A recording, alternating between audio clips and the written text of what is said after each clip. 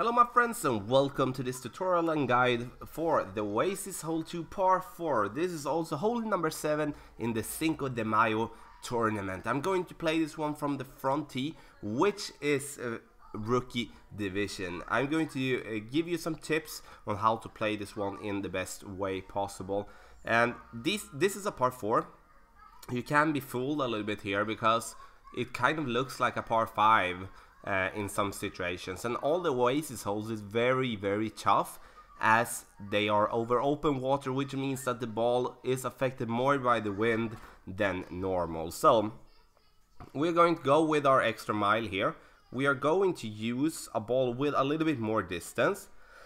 We're not going to go with a Navigator or a Quasar. We're actually going to go with a Titan, and I'm going to explain to you why in the next shot. As you can see, with a Titan we can reach further ahead here. It is possible to go with a Navigator or with a Quasar, of course, but then you will have to overpower your shot if you're having a driver that cannot reach that far. That is one way why we're actually using our extra mile here. Now we got that little glitch there, and that is important to actually have in mind that if you're using too much topspin, you are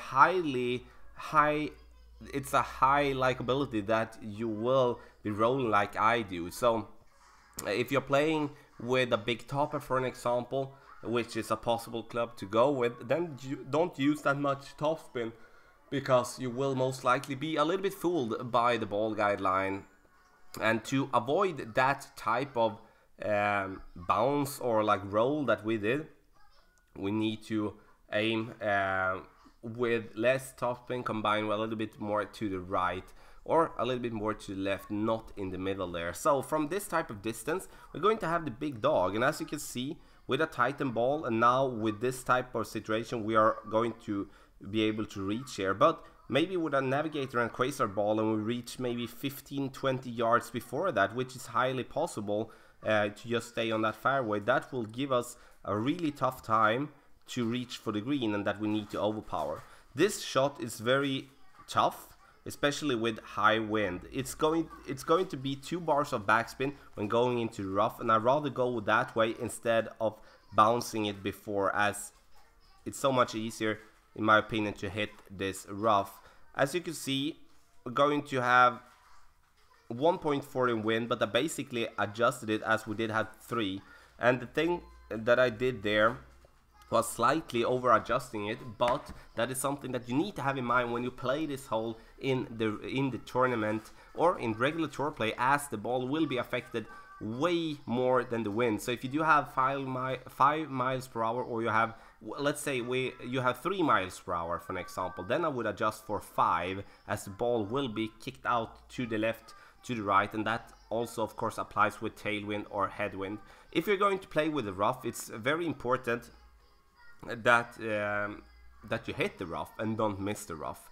And the reason I want to go just by the rough and roll onto the green is because I do feel it's more consistent than going to bounce before on the fairway before with a lot of curl combined with topspin, as you can with some difficult wind or with less curl on your club, you can miss in that particular matter. So check the text guide out, that is a suggestion. Also make a question in the comment section below if you do have any questions for me about this hole. I'm going to play it in the tournament from front tee as well, and we're going to sum this one up.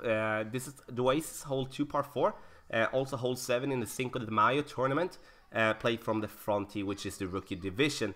If you do want to have any training sessions with me, check out patreon.com/golfclashtommy. Sign up and we're going to teach you how to master this game. So my friends, thanks a lot for watching and good luck in the Cinco de Mayo tournament.